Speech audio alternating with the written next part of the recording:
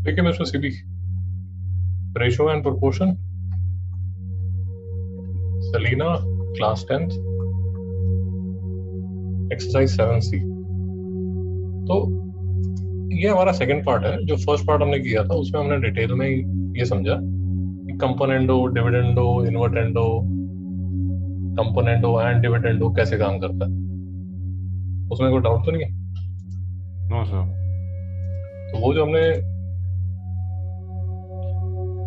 Video upload किया था उसमें हमने ये वाले जो अलग अलग हमारे पास जो बेसिकली टूल्स अवेलेबल हैं to solve the ratio proportion, वो हमने यहाँ पर किए थे। Invertendo, alternendo, componendo, dividendo. तो सिंपल था, अगर मेरे पास a upon b is equal to c upon d है, तो b upon a is equal to d upon c, ये तो सबसे सिंपल है, इसको बोलते हैं इन्वर्टेंडो। और अगर मैं ये वाला जो c है ये यहाँ ले आऊं और जो यहाँ b बैठा था वो यहाँ पर ऊपर ले जाऊं, तो उसको बोलते हैं ऑल्टरनेंडो। ये तो सबसे सिंपल है, इन्वर्टेंडो, ऑल्टरनेंडो, ऑल्टरनेंडो।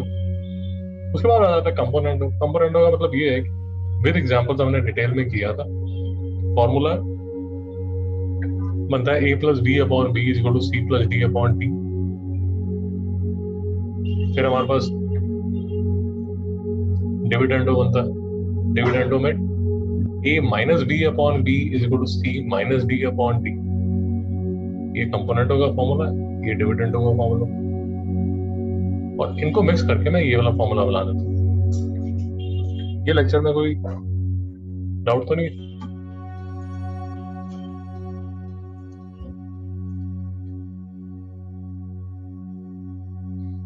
ये देख लीजिए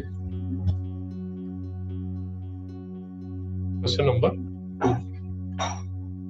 क्वेश्चन नंबर 2 आपको ये बताया जा रहा है कि if a upon b, if a upon b is equal to c upon d, then prove that this is true।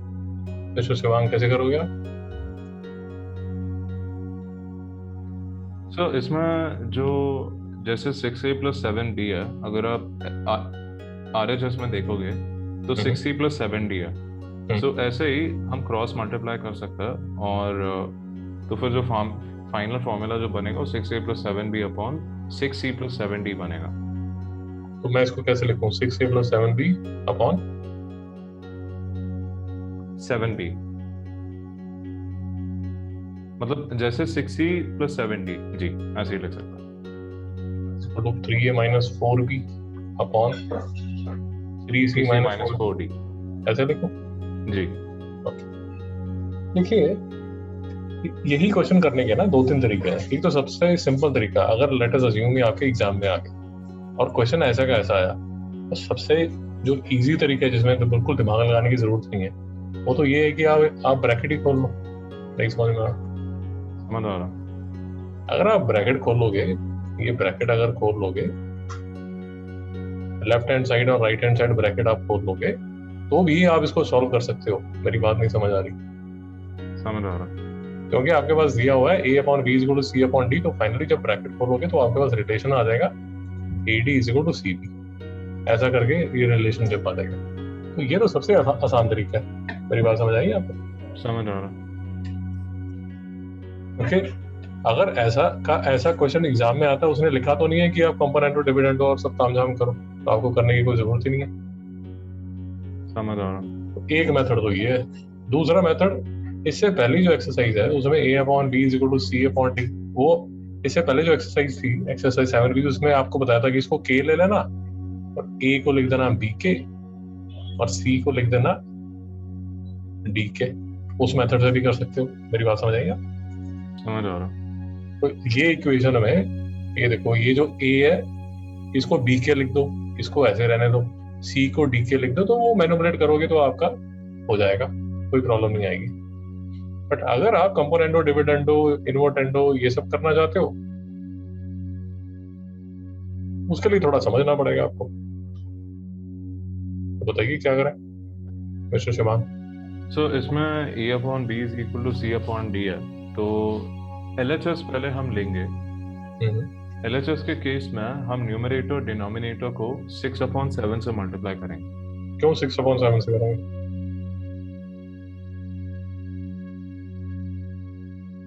कोई रीजन है?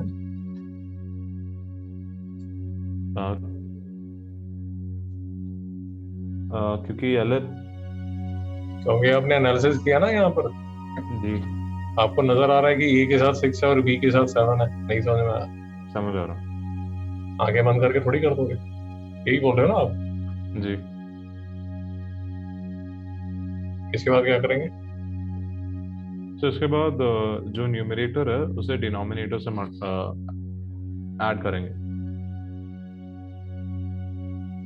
यही बोल रहे हो आप? जी।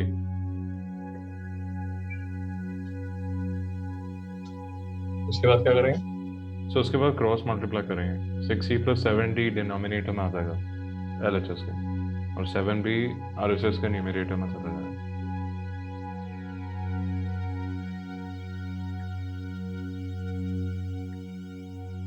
यही बोल रहे हो आप? समझ आ रहा? ये सर यही बोल रहा हूँ। तो the point that I was asking you is कि आप जब 6/7 को बोथ साइड मल्टीप्लाई कर रहे हो, वो क्या सोच के मल्टीप्लाई कर रहे हो? वो ये सोच के मल्टीप्लाई कर रहे हो कि आपको पता है कि यहाँ ए के साथ 6 है और बी के साथ 7 है, तो ये किसके इक्वल होएगा? B by d. भाई बात समझ आ गई? समझ आ रहा हूँ। ओके, अब क्या करूँगा? सो अभी हम जो ओरिजिनल फॉर्मूला है उसके RHS देखेंगे। अभी हमने LHS देखा था, उसका भी RHS देखेंगे। ठीक है, RHS में जो नंबर्स है हम 3/4 से मल्टीप्लाई करेंगे। 3/4 से क्यों करेंगे? क्योंकि जैसे एनालिसिस जब भी किया तो फिर देखा जो दो नंबर्स है वो 3 और 4 है। शाबाश। आप एनालिसिस कर रहे हो, आप देख रहे हो, आंखें बंद करके नहीं कर रहे आप। और कई बार इसमें थोड़ा सा आगे पीछे करना पड़ता है, तो फिर से वही मेथड आप कर रहे हो ना, 3a प्लस 4b, और पीछे क्या आ जाएगा? 4b, और यहाँ पर क्या आएगा? 3c plus 4d। एक्चुअली मैं यहाँ पर मुझे क्या लिखना चाहिए? 3a माइनस 4b लिखना चाहिए, है ना? जी। 3a माइनस 4b लिखना चाहिए। और जो 3c माइनस d होना चाहिए, प्लस d नहीं होना चाहिए। तो बेसिकली ये क्वेश्चंस में आपको जो चाहिए, जहां पर आपको जाना है वहां पर आपको बार बार देखना पड़ेगा। ये क्या आएगा? 3c माइनस 4d, और नीचे आएगा 4b, और ये आएगा 4d। भाई को डाउट तो नहीं? No sir. तो ये क्या बन जाएगा? 3a minus 4b। यहाँ क्या बन जाएगा?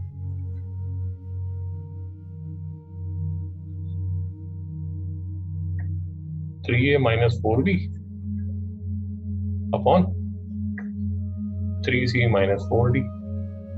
इस केस में आ जाएगा 4b upon 4d, which is equal to b by d.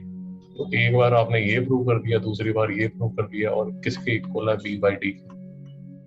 भाई ये बोल रहे हो ना? जी। तो फिर ये दोनों इक्वल है, दोनों इक्वल है, कोई डाउट तो नहीं? No sir. लॉजिक समझ आ गया ना? Yes sir. सो जैसा क्वेश्चन 2 है, ये तो आसान है। ये जो क्वेश्चन नंबर 3 है काफी आसान है।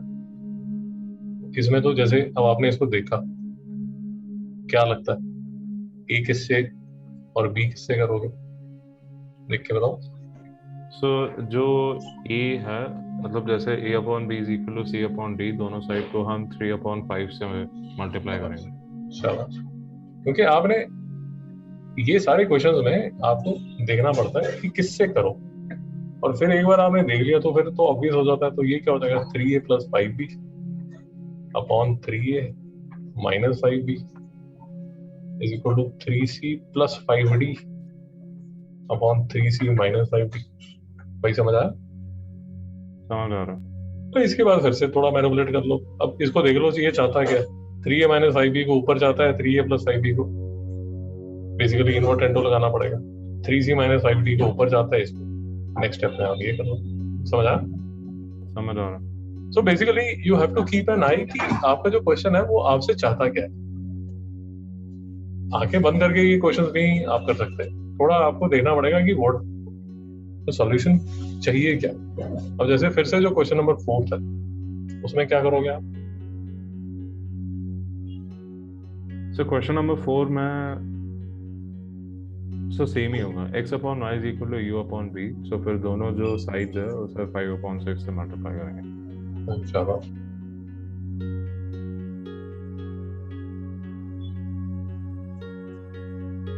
इसके बाद क्या करूं?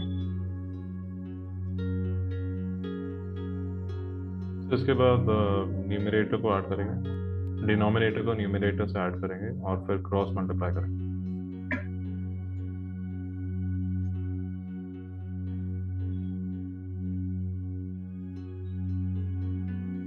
ये डिट्टो वैसा ही क्वेश्चन है जैसे आपने अभी जो सेकंड क्वेश्चन किया।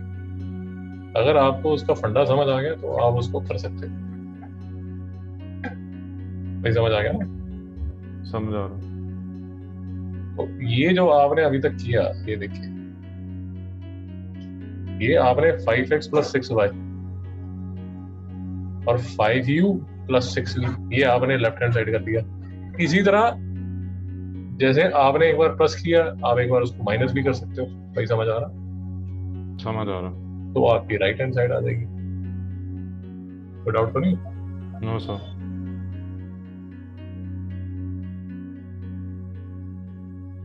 ये सिंपल है ना, सिर्फ यही तो करना है। 5x माइनस 6y है ना, तो यहाँ सिर्फ 5x माइनस 6y करना है और यहाँ 5u माइनस 6v करना है। ये मैंने माइनस कर दिया, ये मैंने माइनस कर दिया। फिर ये 5x माइनस 6y और 5u माइनस 6v वो मैंने यहाँ रख दिया, ये माइनस आ गया। ये समझ आ गया? समझ आ रहा। ओके, तो सेकंड कर लिया हमने, थर्ड कर लिया, फोर्थ कर लिया। इसी के रिलेटेड एक और जो अच्छा क्वेश्चन बनता है जो एग्जाम में पूछा जा सकता है, यूजुअली जो और जो आगे मैथ्स में भी आपको काफी काम आएगा, तो वो है ये वाला क्वेश्चन। आपको समझ आया? Yes sir. क्या लगता है कैसे कर सकते हैं इसको?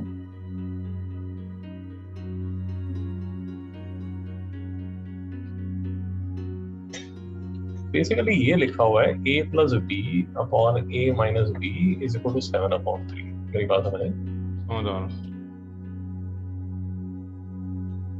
डाउट तो नहीं? No sir. या एक्चुअली इसको और सिंपलीफाई आप ऐसे कर लो, एक्चुअली इसको ऐसे देखो आप। Okay. ये बेसिकली जो लिखा हुआ है ना, एक बार मैं आपको करके बताऊंगा। ये बेसिकली क्या लिखा हुआ है, a upon b is equal to c upon d, where this whole is a and this whole is b। आपको समझ आया? समझ आ रहा। भाई नहीं समझ आया तो देखो, ये देखो, ये a है पूरा,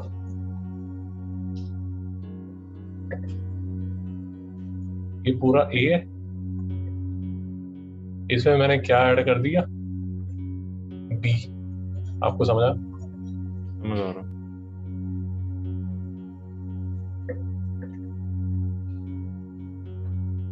whole upon a minus b। भाई बात समझ आ रही? समझ आ रहा।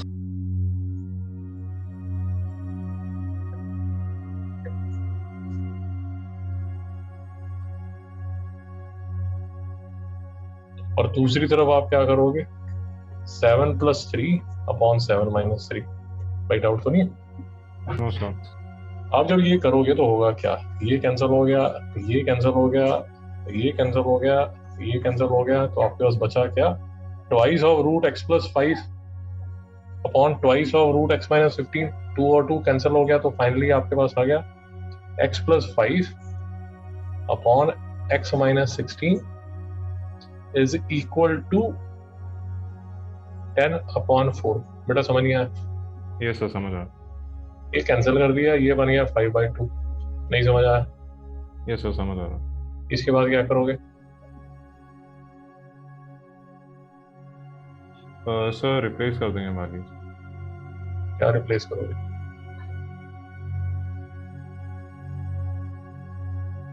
तो इसके बाद ये जो सामने लिखा है इसका मतलब ये है कि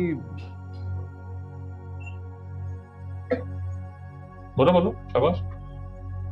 इसमें मुझे समझ नहीं आ रहा है, ये जो ब्लू कलर में जो लिखा है ये क्या डिपेक्ट कर रहा है? ये डिपेक्ट कर रहा है कि root x plus five is equal to five है, या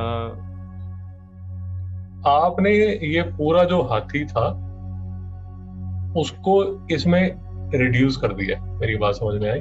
अच्छा मैनिपुलेट करके आपने उस पूरे हाथी को ये बना दिया। अब आपको वो हाथी सॉल्व नहीं करना, सिर्फ ये चूहा सॉल्व करना है। इसको कैसे सॉल्व करोगे? बात समझ में आई? क्या समझाओ?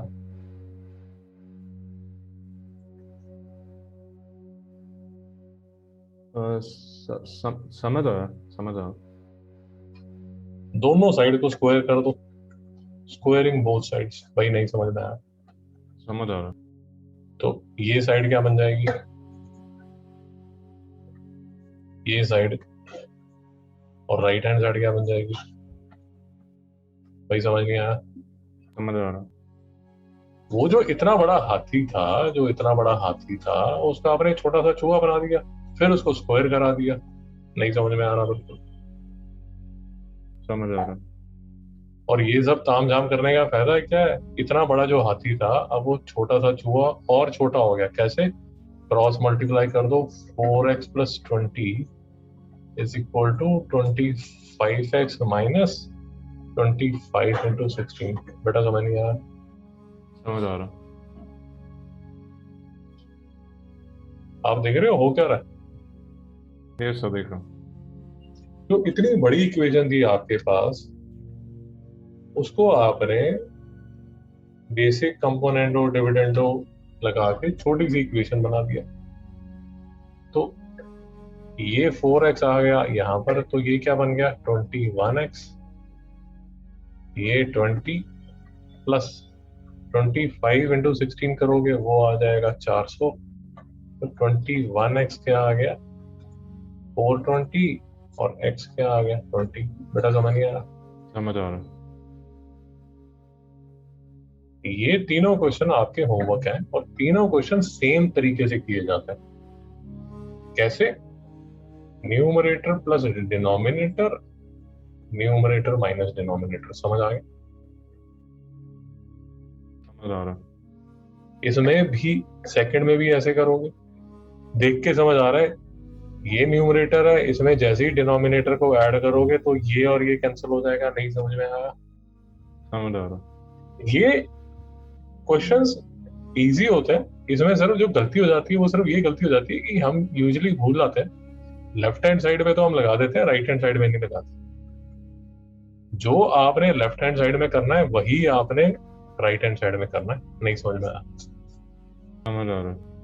और दूसरी गलती ये हो जाती है, जैसे थर्ड इक्वेशन में ये 5 जो है, ये बेसिकली क्या है? 5/1। नहीं समझ में आया? समझ आ रहा। तो इस पे जब कंपोनेंडो डिविडेंडो लगाओगे तो ये होगा 5 प्लस 1/5 - 1। यहाँ ये गलती नहीं करनी, ये इसलिए इंपॉर्टेंट क्वेश्चन है। नहीं समझ में आया? समझ आ रहा। तो ये क्वेश्चन आप कर सकते हो होमवर्क में, इसको नेक्स्ट टाइम डिस्कस कर सकते हैं। समझ आओ? समझ आ रहा। और अगर कंपोनेंडो डिविडेंडो इन्वर्टेंडो के फंडे क्लियर नहीं है तो ये अपना रिकॉर्डेड वीडियो पड़ा होगा। कोई डाउट है?